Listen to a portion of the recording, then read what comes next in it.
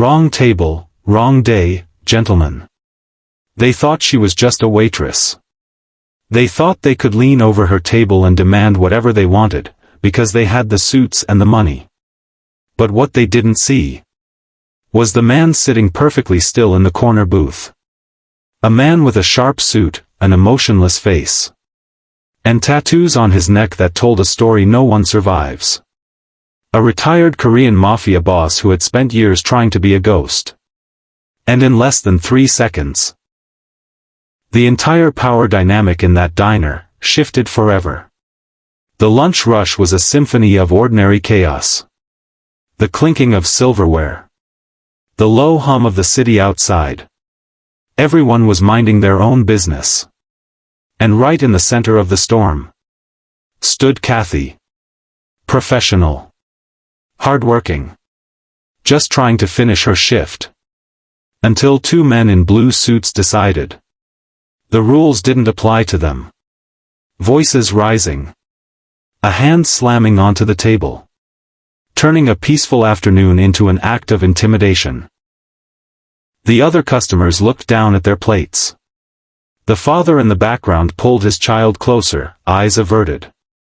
They all hoped someone else would do something. But Sang-kyu didn't look away. He sat in the back, his posture relaxed, his eyes calculating. He wasn't just watching a disagreement. He was identifying targets. The kind of man who only needs to be told no once. The kind of man whose dark past was about to become someone else's nightmare. And when he finally set down his coffee cup and stood up, the room went deathly silent. Because those men in the blue suits had no idea. They had just picked the wrong table. The lunch rush reached a fever pitch, but at the table by the window, the atmosphere curdled into something cold and jagged. The 2 men in blue suits didn't just sit down, they occupied the space like conquerors, tossing their leather briefcases onto a table clearly marked with a reserved sign. Kathy approached, her notepad gripped tightly, her professional smile holding steady despite the immediate radiating heat of their arrogance. "I'm so sorry, gentlemen," she said, her voice calm and level. "But this table is actually held for a 1 p.m. reservation. I have a lovely booth opening up in the back in just a moment if you'd like to." "Do we look like back booth people to you, sweetheart?" the lead aggressor interrupted. He didn't look at her. He was busy adjusting his silk tie in the reflection of the window. His partner chuckled, a dry, mocking sound that drew the eyes of nearby diners. "I understand," Kathy replied, her posture stiffening. "But the system is automated. I can't seat you here. If you'll just follow me." The man finally looked at her, his expression twisting into a sneer of pure entitlement. He leaned forward, his hand slamming onto the tabletop with a sharp crack that silenced the clinking of silverware in the immediate vicinity. "Listen carefully. We're in the middle of a multi-million-dollar closing. We don't follow waitresses, and we don't wait for tables. Now, bring us 2 espressos and stop being difficult." Kathy's breath hitched. She was caught in the center of the room, the target of a public humiliation. She looked around for support, but the other patrons suddenly found their salads deeply fascinating. In the background, a father instinctively shifted his chair, shielding his young daughter from the escalating toxicity. That was when the silence from the corner booth began to feel heavy. Sang-kyu set his coffee cup down. The ceramic clicked against the saucer with a finality that seemed to echo. He didn't rush. He stood up slowly, the fluid, predatory grace of his movement contrasting sharply with the frantic energy of the men in suits. As his jacket shifted, the edge of a dark, intricate dragon's tail crept up from beneath his crisp white collar, snaking toward his jawline. The aggressors didn't notice him until he was standing 5 feet away, a silent monolith of hidden danger. The reserved sign sat between them, a small plastic barrier that was about to become the site of a very expensive mistake. "The lady asked you to move," Sang-kyu said. His voice wasn't loud, but it possessed a resonant, vibration-like quality that made the air in the diner feel thin. He adjusted his cufflink, revealing the dark ink etched across his knuckles, the marks of a man who had forgotten more about violence than these men would ever know. The businessman looked up, ready to bark another insult, but the words died in his throat. He looked into Sang Q's eyes and realized, far too late, that he wasn't looking at a customer. He was looking at a consequence.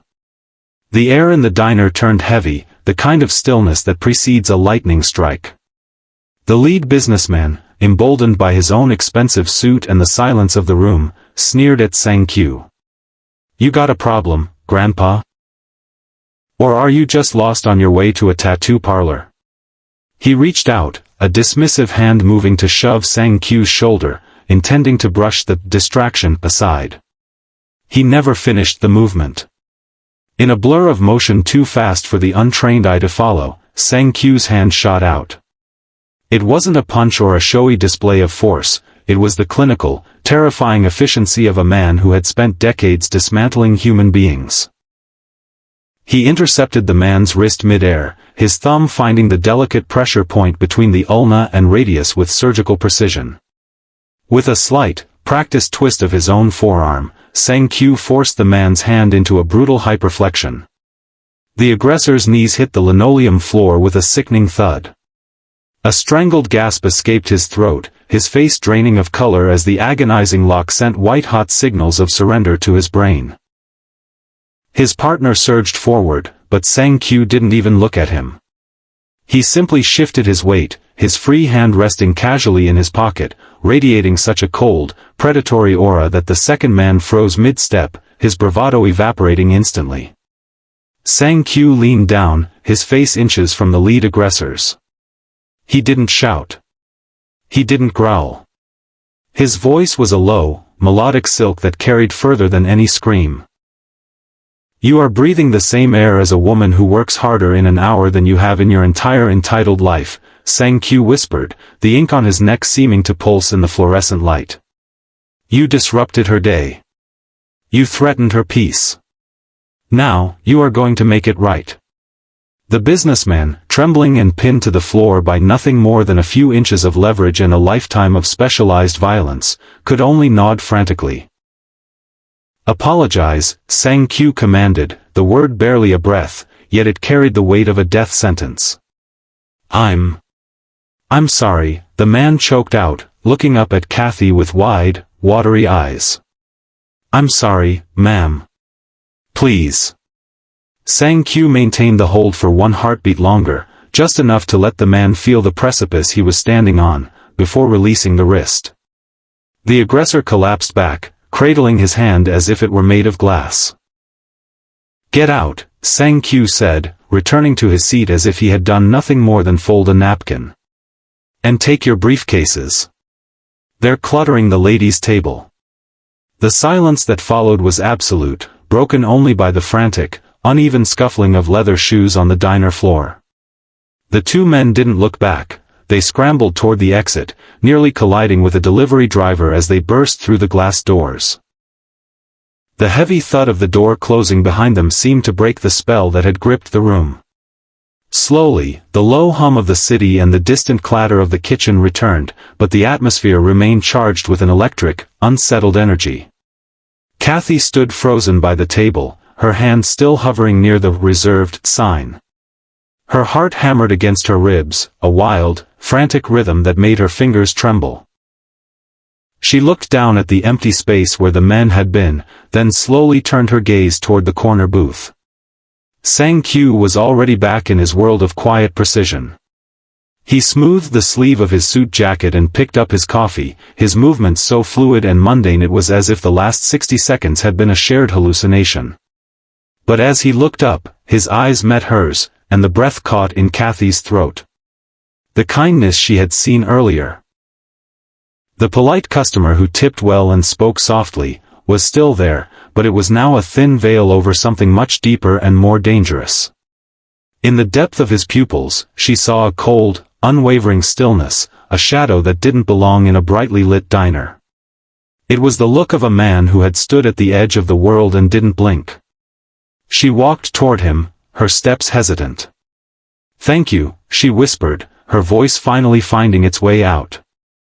I didn't know what to do. People don't usually stand up for us like that." Sang-Q offered a small, ghost of a smile, but it didn't reach the hardness in his eyes. "No one should have to ask for respect in their own house, Kathy." She leaned in slightly, lowering her voice so the curious ears of the other patrons couldn't catch it. The sight of the dragon tail snaking up his neck was clearer now, an indelible mark of a life she couldn't imagine. "Those men, they were terrified," she said, her eyes searching his. "You didn't just stop them. You broke them. Who are you, really?" Sang-Q held her gaze for a long moment, the steam from his coffee rising between them like a shroud. "Just a man who chose the wrong day to have a quiet lunch," he replied softly. But as he looked past her toward the window, watching a black sedan idle across the street, they both knew that wasn't the whole truth. The past he had tried to bury was no longer a secret, and the diner was no longer just a place to eat. It was a battlefield. By the following morning, the quiet sanctuary of Sang-Q's anonymity had been incinerated by the blue light of 1,000 smartphone screens.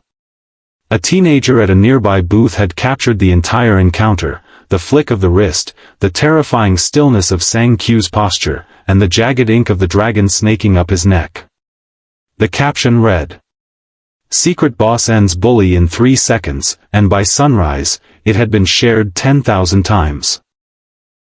In a dimly lit executive suite across the city, the video played on a continuous loop. A man with graying hair and a tailored charcoal suit watched the footage, his thumb hovering over the pause button. He froze the frame on Sang-Q's face. Even blurred by a shaky camera lens, the cold, calculating precision in those eyes was unmistakable. "So," the man whispered, his voice like dry parchment. "The ghost of Seoul is still haunting the living. For 3 years, the local syndicate." The 7 stars had assumed Sang-Q was dead, or at the very least, half a world away. He had been their most lethal architect, the man who built their foundations in blood before vanishing with secrets that could dismantle their entire empire. They had scoured the ports and the underground gambling dens, never imagining that the legendary Sang-Q was sitting in a sun-drenched diner, drinking mediocre coffee and defending waitresses. The word spread through the city's underbelly like a fever. In the backrooms of upscale karaoke bars and the loading docks of the harbor, phones were passed around. The orders were immediate and absolute: confirm the location, assess his strength, and bring him back, or bury the ghost once and for all. Back at the diner, the atmosphere had shifted from curiosity to a heavy, suffocating dread. Sang-Q sat at his usual table, but he didn't pick up his coffee. He watched the reflection in the window, noting the black SUVs that had begun to circle the block like sharks sensing blood in the water. Kathy approached him, her face pale, holding her own phone with trembling hands. "The video, it's everywhere," she whispered. "People are calling the diner. They're asking who you are. The owner is scared." Sang-Q looked at her, and for the first time, the mask of the retired civilian fully dropped. His eyes were no longer those of a customer. They were the eyes of a general preparing for a siege. "I told you, Kathy," he said, his voice a low, mournful chime. "Men like me don't bring peace. We only bring the storm." The lunch rush had barely begun when the front door of the diner opened, but this time, the bell didn't chime with its usual friendly ring. Instead, it sounded like a warning. 4 men stepped inside, wearing dark leather jackets and the kind of heavy, squared-off expressions that made the air in the room turn stagnant. They didn't ask for a menu. They didn't look for a hostess. Their eyes swept the room with the mechanical coldness of debt collectors. Kathy froze near the coffee station, her pulse spiking as she recognized the shift in the room's gravity. These weren't entitled businessmen, these were professionals. The lead thug, a man with a jagged scar running through his eyebrow, walked straight to the center of the diner. He kicked a chair aside, the screech of metal on tile echoing like a gunshot. "We're looking for a ghost," he announced, his voice a low, guttural rasp. "A man who thinks a suit and a diner can wash away the blood of soul." Sang-Q didn't look up from his plate. He moved with agonizing slowness, patting his mouth with a napkin and setting it neatly on the table. The dragon on his neck seemed to darken against his skin. "You're making the lady nervous," he said, his voice as smooth as polished stone. "And you're scaring the customers. This is a place of business, not a playground for children." The man with the scar laughed, a dry, hollow sound. He leaned over Sang-Q's table, his shadow falling over the retired boss. "The 7 stars don't take no for an answer, Sang-Q. You're coming with us, or we're going to turn this place into a funeral parlor. Starting with the waitress." He reached out to grab Sang-Q's lapel, but he never made contact. Sang-Q rose in one fluid motion, standing so close to the thug that their chests almost touched. He didn't use a strike, he simply exerted a silent, overwhelming pressure that forced the man back. "If you touch anyone in this building," Sang-Q whispered, his eyes turning into bottomless pits of obsidian, "I will forget that I am trying to be a good man. And you will remember why they used to call me the Reaper." For a heartbeat, the lead thug wavered, his hand twitching toward his waistband. But the sheer weight of Sang-Q's presence, the aura of a man who had survived 1,000 wars, held him in place. The thugs realized they weren't facing a retired old man, they were standing in the cage of a sleeping predator. "Leave," Sang-Q commanded. "Now." The men backed away, their bravado crumbling under his gaze. They retreated through the door, but the look they threw back promised that the collection was only just beginning. Sang-Q turned to Kathy, his expression softening back into a mask of calm, though his hand remained clenched at his side. The storm hadn't passed, it had simply decided where to land. The adrenaline that had sustained the diner through the confrontation began to ebb, replaced by a cold, prickling silence. The last of the customers had hurried out, leaving only the hum of the industrial refrigerator and the distant siren of a passing ambulance. Kathy stood by the counter, her hands white-knuckled as she gripped a damp cloth. She didn't look at the door, she looked at Sang-Q, who was meticulously straightening the silverware on his table, his movements mechanical and hauntingly precise. "They're coming back, aren't they?" she asked, her voice barely a whisper. Sang-Q didn't look up immediately. He traced the edge of a fork with a finger that had once pulled triggers and signed death warrants. "They never truly let go of what they believe they own," he said. He finally met her eyes, and the weight of his gaze was almost physical. "I told you I was a ghost, Kathy. But ghosts are just memories that refuse to stay buried." He stood up and walked toward the counter, stopping where the light was harshest, making the dark ink on his neck stand out in sharp relief. 12 years ago, I wasn't a man who ate lunch in quiet diners. I was the right hand of the 7 stars. I didn't just manage their business, I was the architect of their silence. If someone stood in the way of the syndicate's expansion, I was the one sent to move them. I lived in a world where mercy was a weakness and blood was the only currency that mattered. Kathy's breath hitched, but she didn't look away. "Why did you leave?" "Because of a boy," Sang-Q said, his voice dropping an octave, filled with a sudden, jagged grief. "A witness. I was told to tie up the loose ends." I looked into his eyes and saw a life that hadn't been ruined yet. I realized then that I wasn't a soldier, I was a monster masquerading as a man of honor. So, I took the boy to a safe house, burned my records, and disappeared. I spent 3 years trying to convince myself that if I lived a small, quiet life, the blood would eventually wash off. He looked at his hands, his expression one of profound weariness. "But the marks are still there. Those men today, they didn't come for a customer. They came for the Reaper. And by standing up for you, I've brought the war into your house." Kathy reached out, her fingers hovering just inches from his tattooed hand. You didn't bring the war, sang Q. You ended it for me. You used that darkness to protect a stranger. Maybe that's why you're still here. Sang Q looked at her, the cold obsidian of his eyes softening for the first time. It doesn't change what's coming, Kathy. They won't stop until they've reclaimed what they lost. And I won't let them take you with it. The days following the confrontation didn't bring the expected violence, but they brought something far more insidious, a suffocating, artificial silence. It started with the delivery trucks that suddenly bypassed the diner, claiming their routes had changed.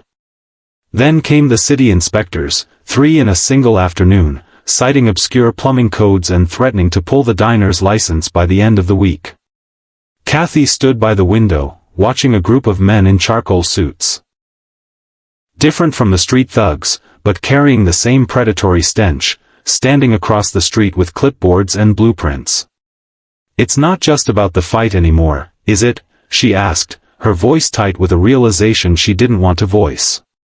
Sang Q looked up from a map of the city's zoning districts he'd spread across his corner booth. His eyes were sharp, the exhaustion of the previous night replaced by a cold, tactical clarity. The 7 stars aren't just a syndicate, Kathy. They are a virus. They don't just break bones, they devour neighborhoods. This diner sits on the last piece of land they need for their new casino development. They've been squeezing the owner for months. My appearance yesterday just gave them the excuse to stop pretending. He looked at the small, fading, family-owned sign above the grill and then at the few remaining regulars who sat huddled over their coffee, sensing the end. For years, Sang Q had run from his nature, believing that his only gift was destruction. But as he watched a city official post a notice of violation on the glass door, a different kind of fire ignited in his chest. I spent my life clearing people out of the way for men like them, Sang Q said, standing up. His posture was no longer that of a tired exile, it was the rigid, unyielding stance of a guardian. I know their ledgers. I know which councilmen they've bought and which inspectors they've threatened. I know where they hide the bodies, both literal and financial. He walked to the door and tore the yellow notice from the glass, crumpling it in his tattooed hand. I came here to disappear, but some things are worth being seen for. If they want this block, they'll have to go through the man who taught them how to take it. Kathy looked at him, seeing the reaper he feared, but also seeing the shield he had become. What are we going to do? We're going to stay, Sang Q replied, his voice a low, thunderous vow. And I'm going to show them that a ghost can still hold a line. The rain began as a fine mist, blurring the neon sign of the diner into a hazy red smear against the midnight pavement. Inside, the lights were dimmed. Kathy sat behind the counter, her hands steady only because Sang Q had shown her how to breathe through the fear. He hadn't just prepared himself, he had turned the humble diner into a fortress of geometry and shadows. They won't come through the front, Sang Q said, his voice a calm anchor in the dark. They want to send a message. They'll try to surround us. As if summoned by his words, the first of the black SUVs drifted into the alleyway. 3 more followed, cutting their headlights in a synchronized, predatory silence. 12 men emerged, the 7 stars elite, cleaners, moving with the practiced lethality of a pack of wolves. They carried heavy iron bars and silenced pistols, expecting to find a terrified old man and a defenseless waitress. Instead, they found a master of psychological warfare. When the back door was kicked open, it triggered a blinding flash of industrial halogen lights Sang Q had rigged to the ceiling. The attackers stumbled, their night-adjusted vision incinerated. In that heartbeat of disorientation, Sang Q moved. He didn't use a gun, he used the environment. He slid across the stainless steel prep station, catching the first man in a throat lock and using his momentum to hurl him into the second. The diner became a labyrinth of pain for the invaders. Sang Q had greased the floor near the walk-in freezer and blocked the narrow aisles with heavy flour sacks, forcing the 12 men to break their formation. He moved through the shadows like a ghost, appearing behind one man to deliver a paralyzing strike to the brachial plexus before vanishing behind the swinging kitchen doors. In the center of the dining room, 3 men tried to corner him, but Sang-Kyu used a heavy wooden table as a shield, flipping it with a strength born of desperation and decades of training. He moved with a cold, terrifying beauty, a predator reclaiming his apex status. He neutralized their weapons with disarming maneuvers that left wrists shattered and spirits broken. By the time the lead cleaner reached the counter where Kathy stood, Sang-Kyu was already there. He stepped out of the darkness, the dragon on his neck appearing like a living thing in the strobing light of the faulty neon. He caught the man's gun hand, squeezed until the metal groaned, and whispered, "I told you. You picked the wrong table." 10 minutes after it began, 12 of the syndicate's best lay groaning on the floor. Sang-Kyu stood in the center of the wreckage, his suit still remarkably crisp, looking less like a victim and more like a king who had just reclaimed his throne. The siege was over, but the war had reached its final, decisive hour. The morning sun broke through the clouds, casting a clean, golden light over the damp pavement outside the diner. The black SUVs were gone, replaced by the familiar, comforting sight of the early morning delivery trucks and the neighborhood regulars waiting for their first cup of coffee. The notice of violation was long gone, replaced by a freshly painted sign in the window, "Under new management." Sang-Kyu sat in his usual corner booth, but the air around him had changed. The predatory stillness was gone, replaced by a quiet, grounded authority. He wasn't just a customer anymore, he was the foundation. In the wake of the failed siege, the 7 stars had found their legal and financial empires crumbling under the weight of anonymous files delivered to the federal prosecutor, files only a high-ranking insider could have possessed. Facing a war they couldn't win against a ghost who knew all their secrets, the syndicate had quietly retreated from the district, leaving the neighborhood to breathe again. Kathy walked over, setting a fresh pot of coffee on the table. She looked at him, and for the first time, the tension in her shoulders was absent. "The owner told me about the partnership, Sang-Kyu. He said you're the reason we're staying open. That you're the reason the city dropped the codes." Sang-Kyu offered a modest nod, his eyes softening as they met hers. "I spent too many years clearing paths for the wrong people. It was time I cleared one for the right ones." He had officially become the diner's silent partner, using his dark expertise not to intimidate, but to consult. He now spent his afternoons advising local small business owners on security and how to stand their ground against the corporate sharks that used to be his peers. His past hadn't disappeared. The ink on his neck would always be a reminder, but he had finally reconciled the warrior with the man. "You're not leaving, then?" Kathy asked, a hopeful smile tugging at her lips. "I think I've done enough running," Sang-Kyu replied, looking out at the peaceful street. "I've found that the view is much better when you're not looking over your shoulder." As the diner filled with the music of clinking silverware and warm conversation, Sang-Kyu realized his dark past had become the bedrock for a brighter future. He was no longer a ghost haunting the living, he was a guardian watching over the community. And in the rare moments when a stranger entered with an entitled swagger and a loud voice, Sang-Kyu would simply look up, his calm gaze a silent reminder that some tables are never meant to be moved.